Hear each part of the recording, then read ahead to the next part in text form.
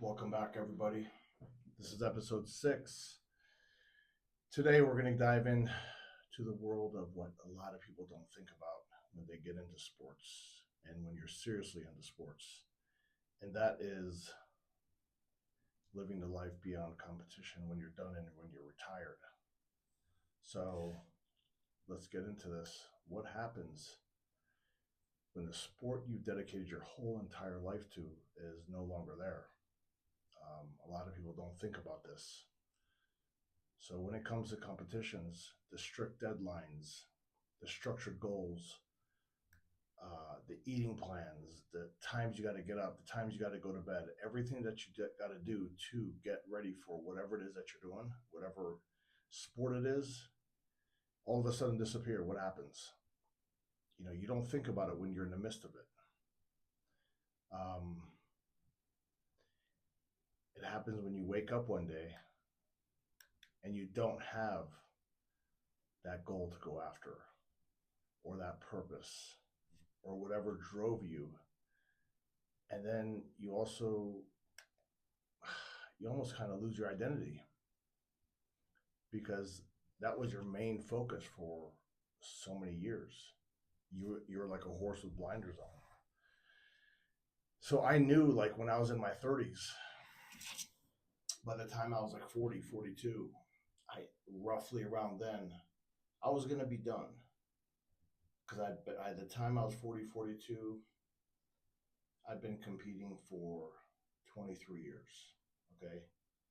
But even so, that being said, and I knew I was going to be done, the transition was still kind of hard.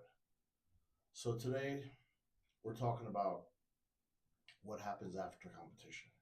How to mentally prepare for life beyond stage or life after whatever it is that you were going after, whether it be in life or achieving that goal of becoming a multimillionaire. And now you have it. What do you do? You know, um, this can transcend into various aspects of life. So, how do you make sure you don't lose yourself when that game, that competition, that goal is over? And that's the hard part. That's what people don't really talk about. You don't really get into it. You really don't think about it when you're in it, and nobody really talks about it. So, let's get into reality of post-competition life. Most athletes and competitors focus so much on their sport, as I did. You don't think about you think you're Superman, Superman, woman, whatever it is, while you're in the midst of it. Okay, you really don't think like this is going to end. One day it's going to end. One day you're not going to be able to do that sport. So think about, like, Dorian Yates. He really talked very openly about this on one interview about how he lost his identity, after retiring, because his whole focus was Dorian Yates, how big he was, the immense size.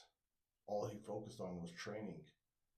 And he got into depth. He was the first one that really talked about that in bodybuilding and the crisis and kind of almost like the little bit of depression that he went through after retiring. Because the thing is, when we're in these sports, we have structure, we have purpose, we have a reason to push hard. So when that's all gone, you got to think about it. For you guys who are in the middle of this and listening to this, you're in the middle of your sport or you're at the top of your sport, you're just in the beginning. I know this is like way in advance to think about, but you got to think about it because it's going to happen one day or another, whether due to injury or you're just done. Everything comes to an end at some point in time. But when that happens, it's easy to feel lost. For example, me, I did my last show and my last episode that I explained to you. When I saw myself on stage, I didn't give much time to myself to really put my size back on and really come back at my best, especially after having neck surgery. But that last show, I could say that was the first time ever Literally halfway through the show, I'm sitting there eating, and I'm like, what am I doing? I had just turned 42, and I'm like, this is not fun for me anymore. It wasn't fun. And I almost contemplating like just giving up, but I could never give up. I said, okay, listen, I got 6 more weeks. I'm going to finish this because I said I was going to come back. And I did. And then to further reinforce the pictures that I saw, it's not like I was shit, but it wasn't up to how I used to be because the pain had slowly started setting in over years. I was struggling more with pain than I was with gains. And I thought to myself, well, what if I take 1 more year and really do a lot of rehab? Could I come back? And that's where a lot of people make a mistake. They continue to push and push and push when you start seeing yourself on stage or in pictures when you're really starting to break down. You know, a lot of people talk about, well, they bring up these areas. Listen, it's called atrophy, guys. It happens when you get really big and you put all the pressure on the nerves. Things start atrophying after a while, especially after overuse, and the body's not designed to stay that big for that long. You know, at my biggest, I was 275 at 5'8". You know, so, and then coupled with wrestling and injured neck and pinched nerves, it started affecting. So when like I said, 2016, I saw my pictures. I was like, nope, I'm done. And for maybe a week, I thought about it. What if I came back and did all, like I said, all this rehab? And I had a friend like, yeah, you could do that, Abbas. You could do that. You can come back on stage at 245 like you used to. And I thought beyond that. I was like, but for what? For what? I had my best years. I did what I could. A lot of political bullshit happened on my way up. I'll dive into that in later episodes. Um, but I thought about it for what? Can I come back in a year and be on stage at 245, 5'8"? Absolutely, I could. But then the amount of stress and PEDs and everything I'd have to go through. And I was doing this all on my own. I was at a point in my life where I wanted to share my life with somebody. And I was tired of doing everything on my own. And it wasn't fun anymore. The atmosphere had changed at the gyms. I wasn't in my same old gym that I used to train at, which was Metrics, and it was great camaraderie in there. Um, so again, I thought back, I was like, come back for what? In 1 year? For what? Just to for people to say, yeah, you did it, Abbas? Who gives a shit? So what? For what? 15 minutes or a month worth of fame? So that's when I sat back and said, you know, it's time. I'm done. I never really said I was done, but I just stepped back. That's why I took a long step back after 2016. I didn't post much. So a lot of people, you know, they don't necessarily really know how to prepare for life after competition. Things happen like identity crisis. A lot of athletes struggle because their whole self-worth was tied to competitions, competing, fighting, boxing, wrestling, whatever it was. They don't know anything beyond that sport. They never thought of it. You don't have the deadlines, the goals. See, for me, every year I had the USAs or North Americas or nationals to look forward to. So when you don't have shows or competitions to prepare for, honestly, when you kind of think about it, and you guys will get there, at times you'll be like, what are you preparing for? What are you training for? Training can feel literally pointless. But I'll get into that. But let me firsthand say, you also lose kind of like your community. And that's kind of what I lost because I was at a great gym at times. I was at Golden Venice, Metrics in Costa Mesa, California. I was surrounded by a lot of great people. The atmosphere was great. So you lose teammates, you lose coaches. The whole entire network you built around competing, it's just not the same anymore. It's just not there as it used to be. So that brings on shit, lack of direction, maybe a little depression. So, and I know this firsthand because a lot of athletes, when I first talked about depression, came up to me and they're like, Abbas, what did you do? I feel depressed. I don't know what to do. Because they don't know what's next. They never had a plan B. They did not create a plan B. Honestly, I'll be straightforward as well. I did not create a plan B. The thing is that with me, I grew up working with my father, doing a lot of construction and building and putting up walls, drywall, carpeting, tiling, electricity, plumbing, painting, everything that had to do with like building a house, I learned by working with him. So for me, at the time when I was a kid, I didn't really care for it, but it was something that I learned. So when I moved to Arizona, I was like, you know what? I'm just going to start doing remodeling, you know?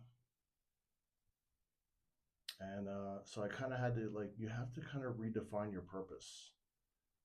And you got to think to yourself, like, okay, instead of competing, and I had to think about this as well, your goal now is longevity, health, maintaining an elite physique, or not even elite physique, now just maintaining a great physique without burning out. Okay, because you guys are going to want to, trust me, because I did this. You're going to want to keep pushing, pushing, pushing like you used to, because that's what you're all used to. But you got to think about it. What are you doing that for? You're not going to get back on stage. So what I suggest and what I did was I set new personal challenges. I made up new goals. For you guys, it could be new strength levels, maintaining a certain level of percentage of body fat, or I don't know, guys, try mastering like a new skill. Get into something that you'd never done. See, for me, when I started competing, I was like, I can't ski anymore. I don't want to get hurt. Because if you get hurt skiing, because I was crazy on the slopes, I'd jump off of every mogul. It was crazy. So maybe try something else. Do some endurance training. I know it's totally crazy. It's different than what we're all used to. Martial arts, get into maybe yoga, stretching. It's all good for you, anyways. It's great for your mind. It's great for just broadening things that we've been so attuned to sticking into one path, or even maybe now that and I talk about this very seriously, and I'm never going to change on this viewpoint. If you've mastered your body, you've been in the sport for so long, now start coaching others. I do not, and 100%, I hate seeing people who've done a couple shows that don't know shit start coaching others. Don't do that, guys. And I will blast anybody who does that because it's very harmful. So embrace coaching, be a mentor. There's a lot of, retired competitors, who are helping other people. Look at Chris Cormier, if you guys know him. I'm sure everybody knows Chris Cormier. George Farah, Chris Aceto. These guys are all mentoring and coaching other athletes, and they're doing a great job. So, keep engaged in the sport, and you don't have to have the pressure of competing. Obviously, you can still be there. Is it going to seep in and say, oh my God, do I miss it? Absolutely. Trust me. You're going to even have dreams. For years after I retired, I ran into a buddy of mine I competed with. I'm like, hey man, do you have dreams? He's like, of what? I said, of like starting up tomorrow and coming back. And he's like, oh yeah, so, and then reality hits you when, listen, it's just not reality anymore. You can't do that. So maybe like another example, focus on some business, a brand. A lot of ex-competitors, as you see, are transitioning into fitness entrepreneurship, um, starting up their own brands. You like Kevin Larone, Flex Wheeler, Jay Cutler. I mean, the list goes on. Coaching programs, you know, be a great social media influencer. And what I mean by that is because bodybuilding already has a bad name, guys. Let's make it good. Be a good influence on social media with bodybuilding. Practice safe protocols. Be a good coach. And I will dive into something else that's been on my mind, which I'm not going to talk about now. How a lot of like the media and the social media outlets blow up these influencers who really deliver a bad message to the young kids. And it's something that really I despise and I fucking hate. Give good messages out to kids. It's already like a subculture as it is. So stop pushing people who are not healthy, don't do things properly, use a ton of drugs, eat a bunch of shit. All right, let's focus on the healthier aspect of it and doing it properly and stop lying to the people. And that's one thing about me. I will never sit here and lie to people and bullshit them. There is life on the other side, guys. Yes, you can come and blow up very quick, blow up on social media. Okay, great. So what's going to happen after that? When you've taken so much shit, eaten so much garbage, and then you have the stupid social media people who blow them up. I'll get onto that more later on. That'll be one of my rants.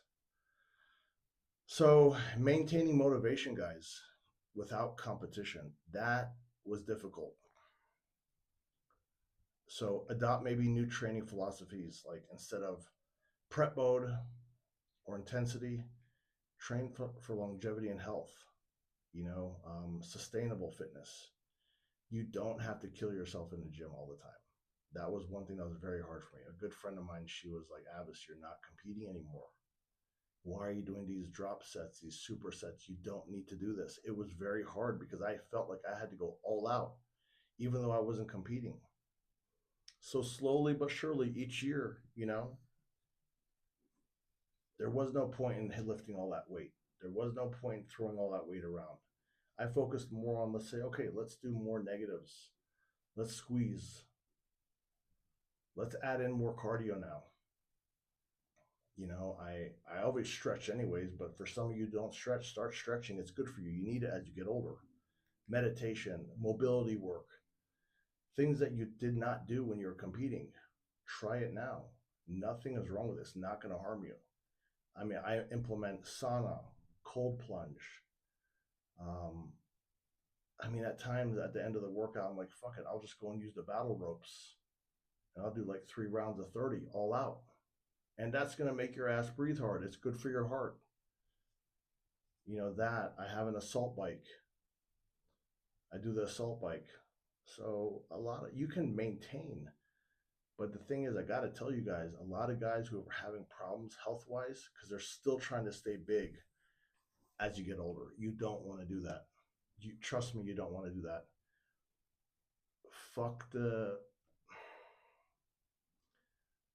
Stop thinking that like, I got to be big like I used to. Let go of the ego, guys. Look good and stay healthy and enjoy your life. We already suffered enough as it is. So get that cardio and get lean. Like right now, I stay easy under 10% all year round. Probably walking around 8%, and it's very easy. So try different things. Endurance challenges, mind to muscle connection, like I said. Try and push things to a deeper level without the heavy, crazy weight. There's just no point in it. You're just going to ruin yourself in the end. And another thing, keep a routine. Even if you're not competing, you want to have that structure because we're used to that structure. If you don't have that structure, you're going to just feel like you're falling apart. You'll be like, what the fuck am I doing? It's happened to me a few times where I'd get irritated because I don't have my structure because I'd be so busy training people or going to this show or that show because I have to take care of clients. But that's part of life, guys. Sometimes you're not going to have that structure, but when you can have that structure, maintain the discipline and the structure so you have that purpose, you know?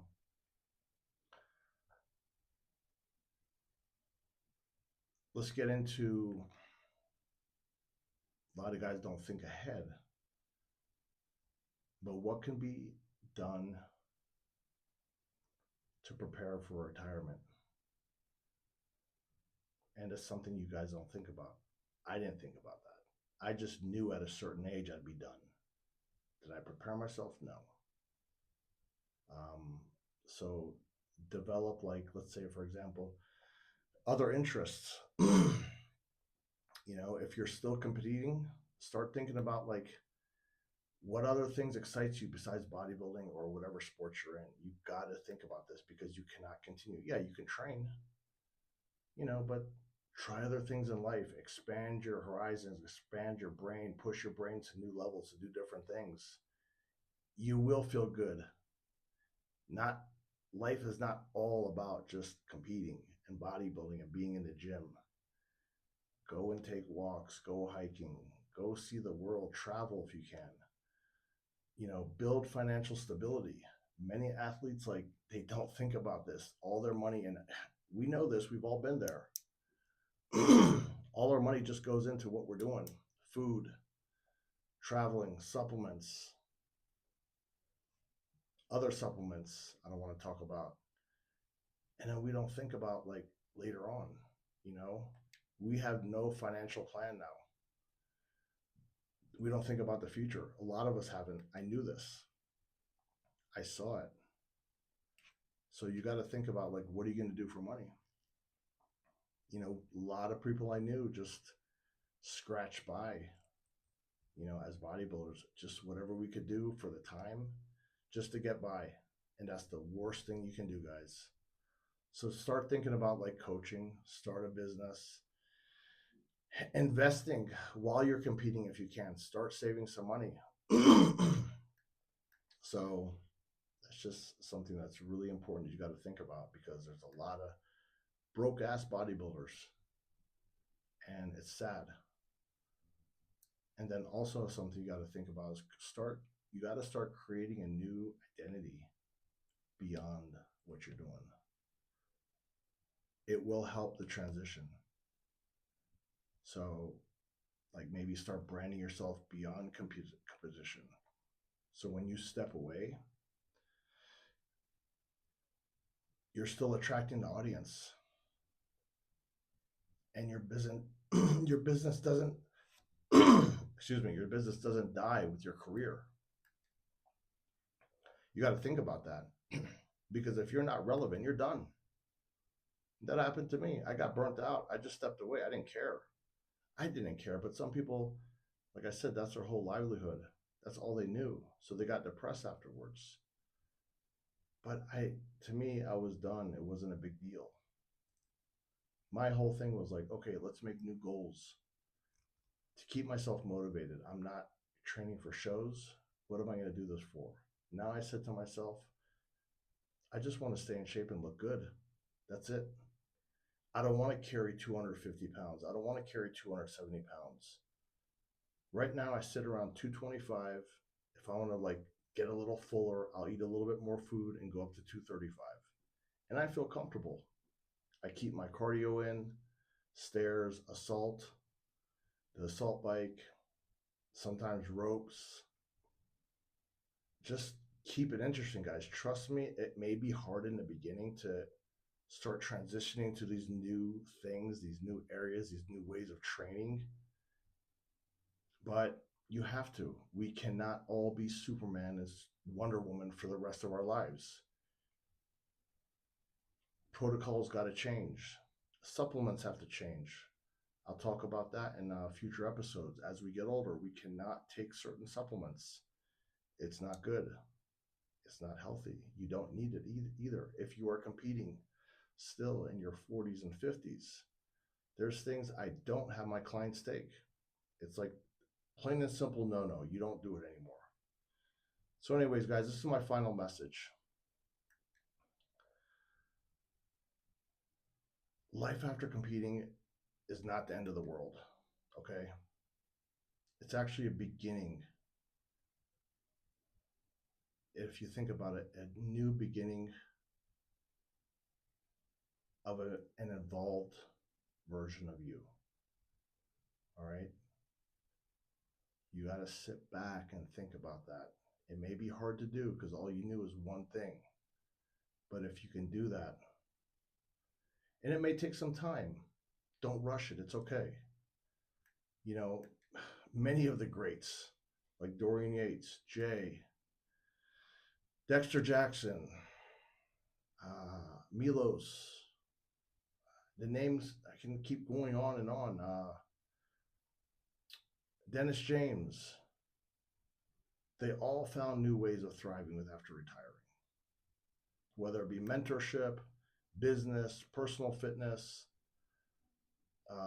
goals, or helping others. The journey doesn't end when you stop competing.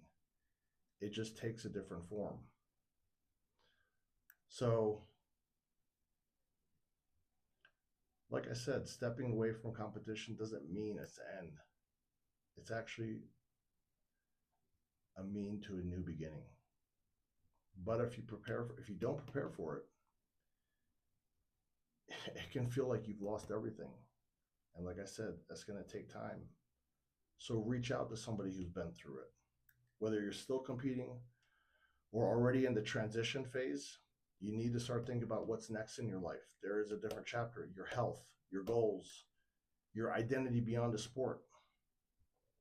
Trust me, like I said, I know what this shift feels like. And I know how hard it can be. But you don't have to go through it alone, guys. Like I said, reach out to others who've been through it. And if they're good people, they'll lend an ear and they'll lend maybe a half an hour or an hour to talk about this. You know, I was not fortunate enough to have people talk about this with me. That's why a lot of things that I'm doing now is because I've been through it all and I don't want to see people go through a lot of the hardships, you know, because I've been through it. I was able to get through a lot of things on my own. I had good friends that could kind of resonate with me, but they saw me through my whole competition years, all of my years of competing. They saw me through all my ups and downs. And one of my very good friends knew me through competing. And she really helped me guide through the transition of what to do next. Back off, Abbas. Come on, you're not competing anymore. You don't need to kill yourself. If you don't feel good today, take the day off. You know, or just go in and pump. Just get some blood in there. Don't kill yourself. All right?